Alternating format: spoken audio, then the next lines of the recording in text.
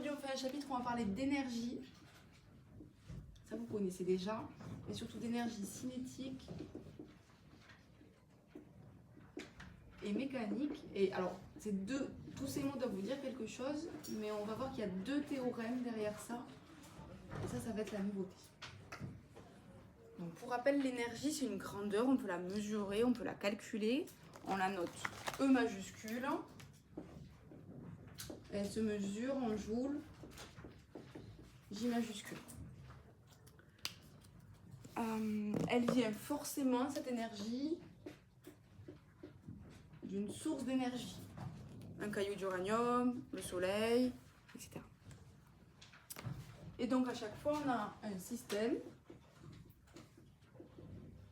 un objet qu'on étudie, qui a une certaine quantité d'énergie. Et cette énergie, elle va pouvoir aller à l'environnement, donc à autre chose que mon système. Et d'ailleurs, ça peut se faire dans l'autre sens. Mon système peut aussi gagner de l'énergie de son environnement. Donc il y a des échanges d'énergie qui vont se faire. Ces échanges d'énergie, on appelle ça des transferts.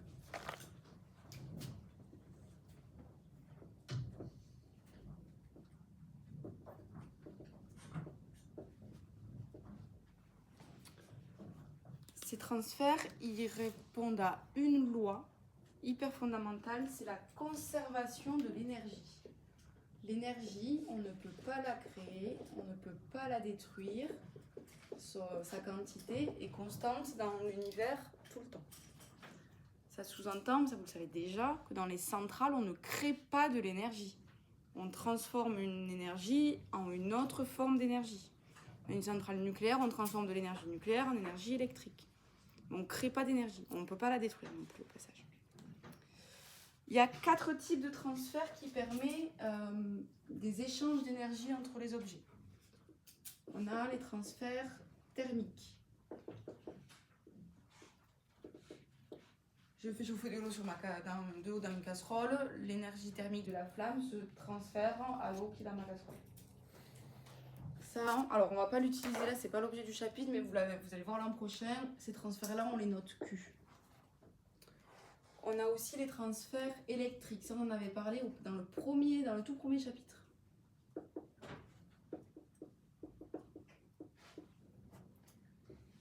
Hop. Hop. On va aussi avoir les transferts par rayonnement. C'est ce que vous appeliez transfert lumineux au collège, mais nous on sait maintenant qu'il y a des lumières qu'on ne peut pas voir, c'est pour ça qu'on appelle ça par rayonnement. Le soleil nous chauffe l'été, il nous envoie de l'énergie, par rayonnement il nous envoie des ultraviolets, et ça peut faire un coup de soleil même, donc c'est bien qu'on a de l'énergie qui arrive sur nous. Et le dernier type de transfert, c'est lui qui va beaucoup nous intéresser dans ce chapitre, c'est les transferts mécaniques. J'ouvre la porte avec mon bras, j'ai de l'énergie qu'on appelle de mouvement, si on veut le dire, pas de l'énergie mécanique dans mon bras qui va se transmettre à la porte et va aussi se mettre en mouvement à son tour. Normalement, là, je ne vous ai rien appris de nouveau. On a 2 autres rappels à faire. C'est que dans les transferts mécaniques, on va avoir 2 types d'énergie. L'énergie cinétique, qui est liée à la vitesse de l'objet, qui a pour relation EC égale à 1/2 de la masse de l'objet fois sa vitesse au carré. Et là, attention, vous allez vous tromper au moins une fois, la vitesse doit être en mètres par seconde. Vous avez aussi déjà entendu parler d'énergie potentielle. Son nom en entier, c'est énergie potentielle de pesanteur qui souvent est sous-entendue. On note EP ou EPP, ça va dépendre des exercices. La relation mathématique, jusque-là, vous n'aviez pas à la connaître, vous avez pu la voir en seconde, mais sans avoir à la connaître. L'énergie potentielle de pesanteur, elle est liée à l'altitude de l'objet. Et donc, la relation, c'est M, la masse de l'objet, plus il est lourd, plus il y aura d'énergie potentielle, fois G, l'intensité de pesanteur, fois H, l'altitude de mon objet. Donc l'énergie cinétique, plus mon objet va vite, plus l'énergie est grande. L'énergie potentielle, plus mon objet est haut, plus son énergie potentielle est grande. Et d'ailleurs, au cours d'une chute, par exemple si je lève mon stylo, là il est en haut, il n'a pas encore fait sa chute, Là, il a beaucoup d'énergie potentielle parce qu'il est haut et pas d'énergie cinétique parce qu'il est à l'arrêt. Au moment où je lâche, l'énergie potentielle va diminuer en même temps que l'énergie cinétique va augmenter. On va avoir une conversion d'une forme d'énergie en une autre. Est-ce que j'aurais oublié quelque chose pour les rappels? Non. On va s'atteler aux nouveautés maintenant. Première nouveauté, c'est que les transferts mécaniques... Je change de couleur. Les transferts mécaniques, on va les relier à une nouvelle grandeur qu'on ne connaît pas encore, qui s'appelle le travail d'une force.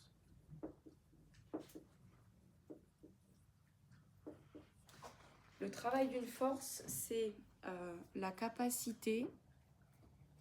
Non, je recommence. C'est le fait qu'une force qui va s'appliquer à un objet en mouvement, c'est que pour les objets en mouvement, une force va ou pas contribuer à favoriser le mouvement. La force va ou pas transférer de l'énergie à mon objet qui va permettre d'augmenter le mouvement. Admettons, mon stylo est déjà en mouvement, je le pousse dans le bon sens, l'énergie que je lui ai transmise par cette force va augmenter son mouvement. On peut aussi avoir des forces qui vont venir être contre-productives par rapport au mouvement.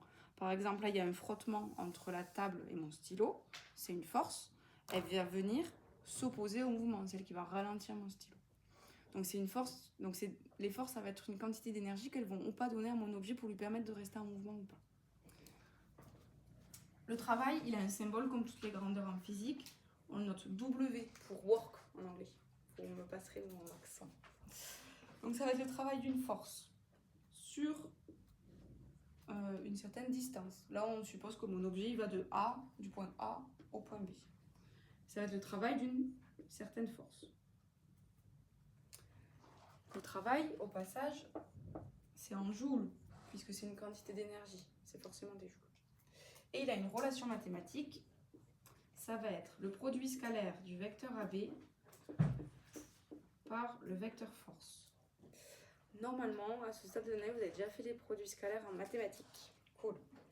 Et donc, vous savez que ça, c'est égal à la norme de AB fois la norme de F fois le cosinus entre les deux vecteurs. Donc ça me permet de calculer le travail d'une force. C'est une nouvelle relation à connaître. Et on va avoir trois cas possibles. Soit le travail va être... On va trouver une valeur positive. Dans ce cas-là, on va dire que le travail est moteur. La force favorise le déplacement de l'objet. Soit le travail va être inférieur à 0. Dans ce cas-là, le travail est résistant. La force que je suis en train de juger s'oppose au mouvement de l'objet. Soit il est égal à 0. Et dans ce cas-là, il est ni moteur ni résistant. Il est nul.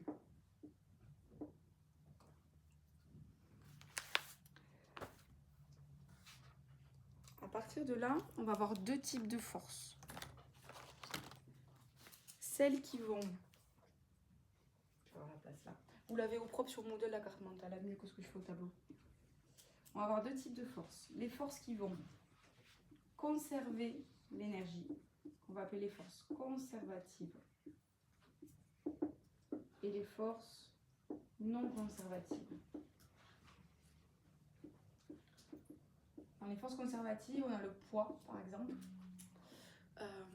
Et on fera les calculs dans les banques d'exemplaires, mais on va voir que pour le poids, le travail de la force ne dépend pas du chemin suivi.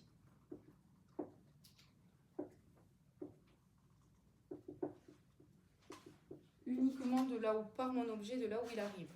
Exemple, un avion qui part d'ici et qui va là, qui fasse ce trajet-là ou celui-ci, la valeur de son travail sera la même.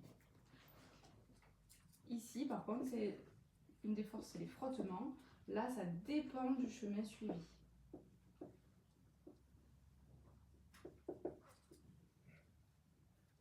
Je reprends l'exemple de mon stylo qui roule sur la table et qui est ralenti par les frottements du support de la table. Si mon stylo navigue sur cette distance-là, les frottements sont moins importants, ils vont moins s'opposer, le travail sera moins résistant que si parcourt une grande distance. Donc dans les forces conservatives, la longueur du chemin suivi va venir influencer le travail de la force. Donc deux types, le travail qui est moteur, nul ou résistant, et deux types de forces, des conservatives et des non conservatives. Les forces conservatives, on va en tirer le premier théorème qu'on doit voir, c'est le théorème de l'énergie cinétique qui nous dit que la différence d'énergie mécanique, au passage, pardon, je l'ai parodie, l'énergie mécanique, c'est la somme de l'énergie potentielle plus de l'énergie cinétique. Et donc, ma différence d'énergie mécanique, l'énergie mécanique que j'ai en A, puis l'énergie mécanique que j'ai en B. La différence entre les deux, si toutes les forces se conservent, elle est égale à 0. Toute l'énergie totale de mon système n'a pas changé. Il a autant d'énergie mécanique avant qu'après. Alors peut-être qu'une partie de l'énergie cinétique s'est transformée en énergie potentielle ou inversement, mais globalement, sa quantité d'énergie totale est la même. Avec les forces non conservatives,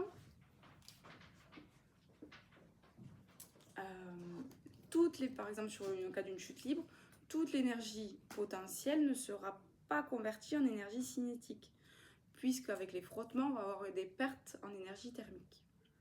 Ça veut dire que la variation d'énergie mécanique, elle va plus être égale à 0. On va perdre de l'énergie. Et on va perdre de l'énergie qui est représentée par le travail sur le trajet des forces non conservatives. Et s'il y en a plusieurs, il faut les additionner. Donc ça, c'est le théorème de l'énergie mécanique. On peut apprendre que celui-là, et celui-là devient nul quand on n'a que des forces conservatives.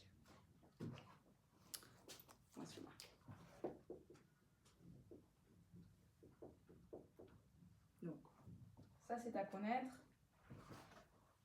Ça c'est à connaître. Il y a une dernière nouveauté.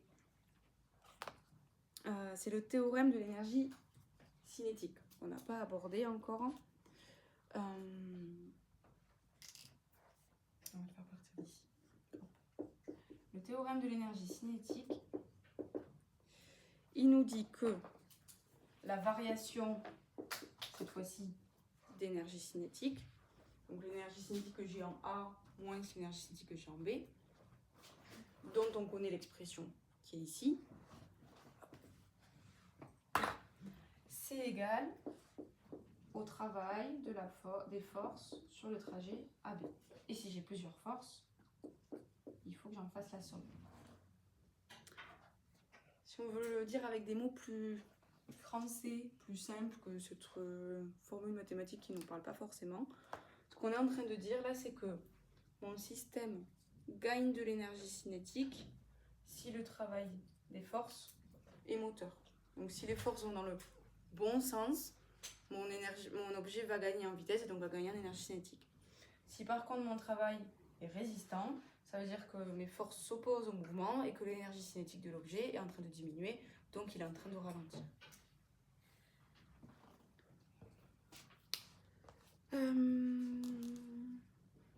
Voilà. Tout ça, on l'avait vu en mécanique un peu quand on a fait les lois de Newton. Tout ça, c'est valable dans les référentiels galiléens, mais au lycée, ils seront toujours galiléens. Donc là, il n'y a pas de question à se poser. Mais je pense que je vous ai tout dit. Juste en résumé. En rappel, vous devez connaître les deux expressions des énergies de mouvement, l'énergie cinétique et l'énergie potentielle, en sachant que la somme des deux, c'est l'énergie qu'on appelle mécanique. On a différents types de transferts d'énergie possibles. Et nous, aujourd'hui, on a étudié celui qui s'attarde au transfert mécanique, donc tout ce qui est en rapport avec les mouvements des objets. On a défini une nouvelle grandeur qui s'appelle le travail d'une force, qu'on note W sur un certain trajet et pour une certaine force. Comment on le calcule? On doit faire le produit scalaire entre le vecteur de mon trajet et la force, donc c'est-à-dire le produit des normes fois le cosinus de l'angle entre les deux vecteurs. Ça me permet, ceci, de relier le travail des forces, qui est une nouvelle grandeur en joules, à la variation d'énergie cinétique de mon système. Et si on veut le dire mal, ça permet de savoir est-ce que mon système gagne de l'énergie cinétique ou pas. Est-ce qu'il est en train d'accélérer ou pas. On a aussi vu qu'il y avait deux types de forces, celles qui sont dites conservatives. Leur travail ne va pas dépendre du chemin suivi, comme le poids. C'est le cas quand on va étudier les chutes libres. Et des forces non conservatives, comme les frottements. Et là, cette fois-ci, leur travail va dépendre du chemin suivi. On a derrière un théorème de l'énergie mécanique qui va se décliner en deux sous-versions. L'énergie mécanique ne varie pas pour les forces conservatives et elle varie en prenant en compte la somme des travaux des forces non conservatives quand il y a des forces non conservatives.